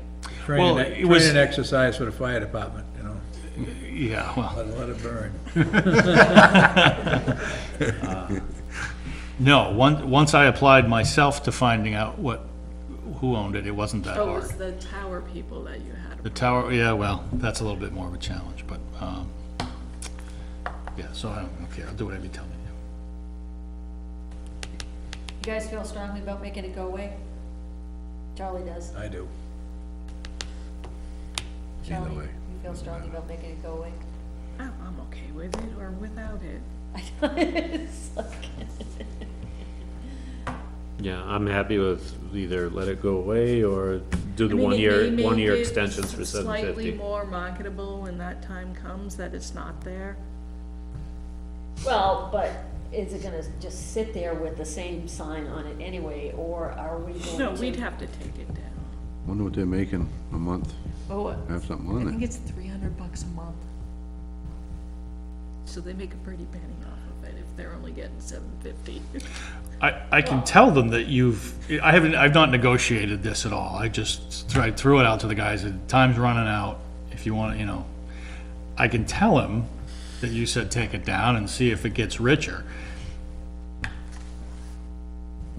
You can always change your mind, but Oh, that card would be fun to play.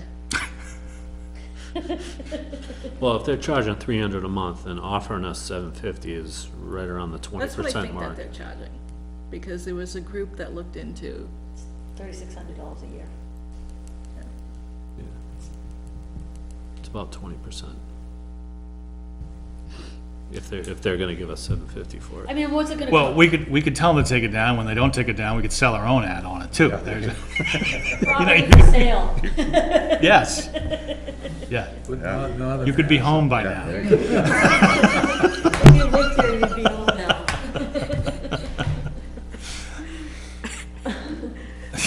You put your business here, you'd be at work now. yeah. Yeah, it's a good one. I mean, how much is it gonna take it, how much would it cost us to take it down? More than $750. I know, that's, you It's know, wood, isn't it? Just a chainsaw. Yeah, it's sunk in the ground, but it's wood posts. Yeah. Yeah.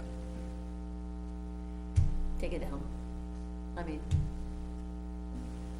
All right, don't renew. We're gonna give Charlie his joy. yeah, I mean, it's just, given that he's the only one that feels strongly one way or the other. Take it down, or I'm gonna draw Northern Pass on it. There you go. Keep it up. All right. All right, how's that for? I will Clarity and terminate that decisiveness. arrangement, yeah. Or just, yeah, if they come back with something really pretty, How long has it been there? Years, right? 60 years? yeah. Historical site. We're not usually this indecisive.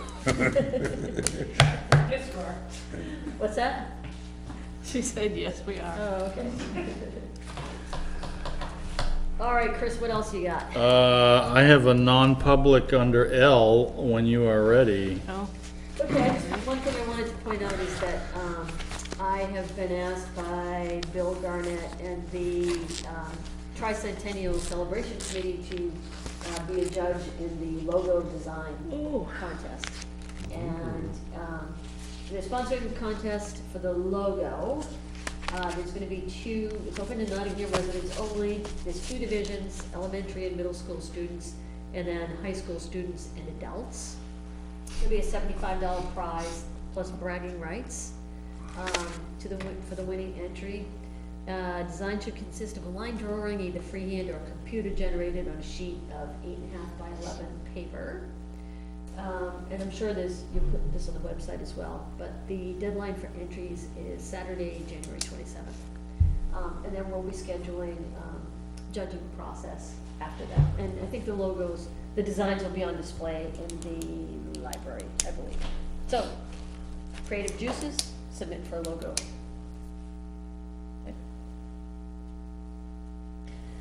All right, if that's it, I'll take a motion to go into non-public. Thank you. Hey, Gracie. I'll make a motion that we enter into non-public per RSA 91-30:3L. Second. Roll call, all in favor? Yes, Brown. Yes, Eaton. Yes, Anderson. Yes, Danis. Yes, Dumas. Well, we will be going, after non-public barring no additional business, we will be adjourning the meeting, the public portion of the meeting as well.